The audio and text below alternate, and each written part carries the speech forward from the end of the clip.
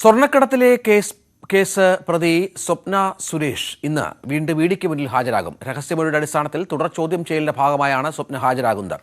മുഖ്യമന്ത്രി പിണറായി വിജയൻ അടക്കമുള്ളവർക്കെതിരെ സ്വപ്ന നടത്തിയ ആരോപണങ്ങളുടെ അടിസ്ഥാനത്തിലാണ് ചോദ്യം ചെയ്യൽ. MS അനീഷ് കുമാർ ഏറ്റവും പുതിയ വിവരങ്ങൾ പങ്കുവെക്കും. അനീഷ്, ഇന്ന് സ്വപ്നയുടെ ചോദ്യം ചെയ്യൽ ഉണ്ടാകും ഇഡിയുടെ ഭാഗത്ത് നിന്ന്. നേരത്തെ കുറേ വിവരങ്ങൾ ഇഡി ശേഖരിച്ച പശ്ചാത്തലമുണ്ട്. ഇനി എന്തൊക്കെയാണ് ഇഡി പ്രതീക്ഷിക്കുന്നത് സ്വപ്നയിൽ നിന്ന്?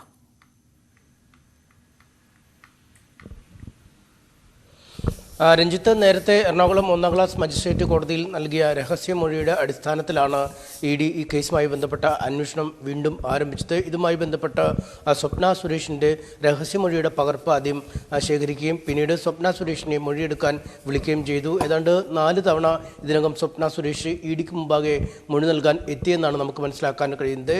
കേസുമായി ബന്ധപ്പെട്ട് രഹസ്യമൊഴിയിൽ പറഞ്ഞ ഓരോ കാര്യങ്ങളെക്കുറിച്ചും വളരെ വിശദമായി തന്നെ ഇഡി മൊഴിയെടുക്കുന്നു. നേരത്തെ ശിവശങ്കറുമായുള്ള ബന്ധം, മുഖ്യമന്ത്രിയും വീണ വിജയൻ എന്നിവർക്ക് ഈ സ്വർണ്ണക്കടത്തുമായി ഉള്ള ഇടപെടലുകൾ എന്നിവയെക്കുറിച്ചുള്ള വിവരങ്ങളാണ് നൽകിയെന്നാണ് നമുക്ക് മനസ്സിലാക്കാൻ കഴിയുന്നത്. ഇതിൽ കൂടുതൽ വിശദാംശങ്ങൾ ഇന്ന് നൽകും എന്നാണ് സ്വപ്നയുടെ അടുത്ത വൃത്തങ്ങൾ സൂചിപ്പിക്കുന്നത്. ഇതുമായി ബന്ധപ്പെട്ട ചില തെളിവുകൾ തൻ്റെ പക്കലുണ്ട് എന്ന് പലതവണ സ്വപ്ന സുരേഷ് അവകാശപ്പെട്ടിരുന്നു. ഇത് സംബന്ധിച്ച തെളിവുകളും ഇഡിക്ക് മുമ്പാകെ കൈമാറും എന്ന ചില സൂചനകളും ലഭിക്കുന്നു. എന്തായാലും ഈ കേസുമായി ബന്ധപ്പെട്ട അന്വേഷണം വളരെ ഊർജിതമായി തന്നെ മുന്നോട്ട് പോയിക്കൊണ്ടിരിക്കുന്നു.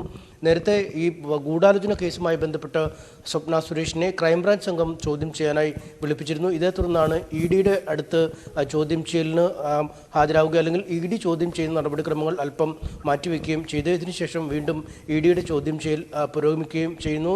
നമുക്കറിയാം, മറ്റൊരു കിഫ്ബിയുടെ ഇടപാടുകളുമായി ബന്ധപ്പെട്ട് വിദേശ നാണയവിനിമയ ചട്ടം ലംഘിച്ചു എന്നാരോപിച്ച് ഈ കിഫ്ബിയുമായി ബന്ധപ്പെട്ട് തോമസ് ഐസക്കിനെ, മുൻ ധനമന്ത്രിയെ ചോദ്യം ചെയ്യാനായി വിളിപ്പിച്ചിരുന്നതും ഇന്ന് തന്നെയാണ് ഇഡി. എന്നാൽ അദ്ദേഹം ഇന്ന് ഹാജരാവുന്നില്ല എന്ന് അറിയിച്ചിരിക്കുന്നു. അതുകൊണ്ട് 11 മണിക്ക് തന്നെ സ്വപ്ന സുരേഷ് ഇഡി സംഘത്തിന് മുമ്പാകെ ചോദ്യം ചെയ്യലിനായി എത്തും എന്നാണ് ഇപ്പോൾ അറിയിച്ചിരിക്കുന്നത്.